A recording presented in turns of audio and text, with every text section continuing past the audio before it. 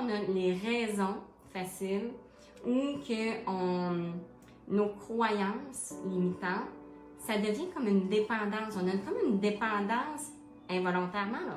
Ben, des fois peut-être volontaire. Mais on devient comme dépendant de ça. Puis, il nous faut une raison pour le pourquoi qu'on ne réussit pas ça. Tu sais, ça devient comme... On devient magnétique avec ce qu'on... avec nos croyances limitantes, puis nos raisons. On devient magnétique à ça. Si c'est pas ça qu'on veut, intérieurement, profondément, c'est de changer notre façon de procéder. C'est pas facile là, de détruire des croyances limitantes. C'est pas facile. Mais vous le savez, c'est comme n'importe quoi. Quand on veut changer juste, mettons, l'alimentation, ben, tu sais, comme le déjeuner, dîner, souper, les collations, tu sais, ça prend un minimum de fois de répétition. Un minimum de 50 fois pour dire que tu l'as vraiment implanté dans ta vie. Tu sais, puis que ça, là, maintenant, ça devient plus volontaire. Mais c'est la même chose. Puis si vous dites, ah, moi, là, je vais être une warrior, là, je vais tout, hey, moi, là, je veux atteindre mon poids, puis là, d'y aller, là, à fond, Léon, ben, je peux vous le dire que vous allez relâcher aussi vite que vous y avez été en guerrière. Parce que tout ce qui est fait en force comme ça finit par nous épuiser, nous écœurer. Fait que, tu sais, c'est à voir où est-ce que tu te situes, où est-ce que tu veux. Est-ce que c'est doux, léger, avec beaucoup d'amour envers soi et bienveillant? Vous avez votre réponse. Tu sais, donc, comment vous voulez faire les choses pour que ça soit doux, léger?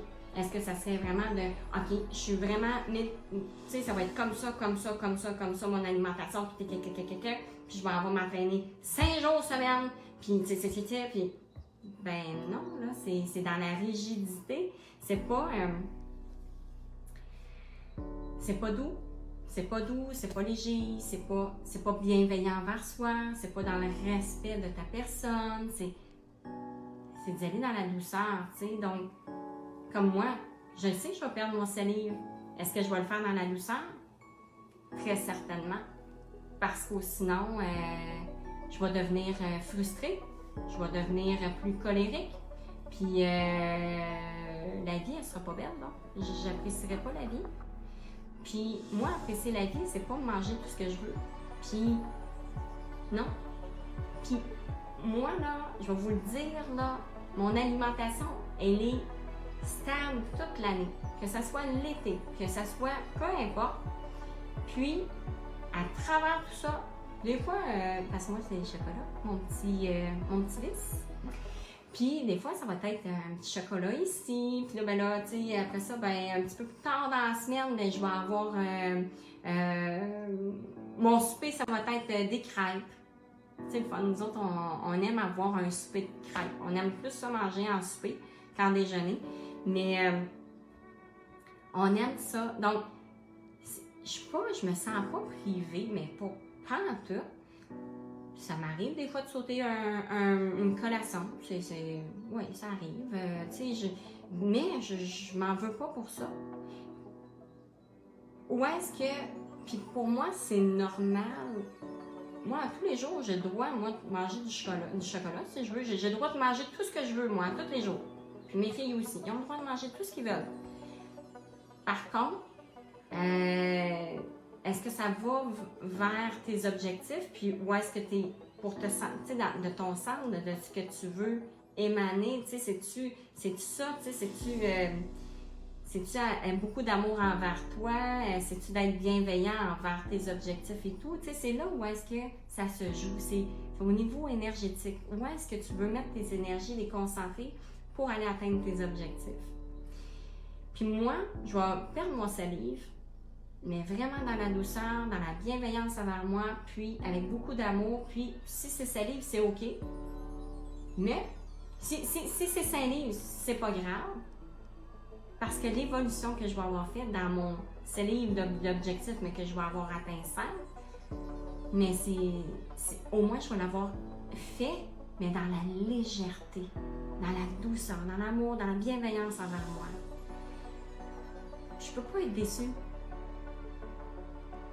parce que c'est beau.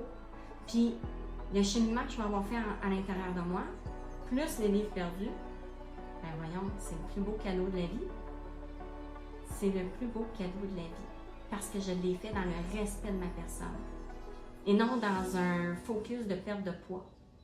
Je l'ai fait vraiment dans le respect de soi parce que quand on focus sur « là, ça n'a pas de bon sens, j'ai pas perdu mon 10 livres ce mois-ci, gna, c'est pas dans le respect de la personne.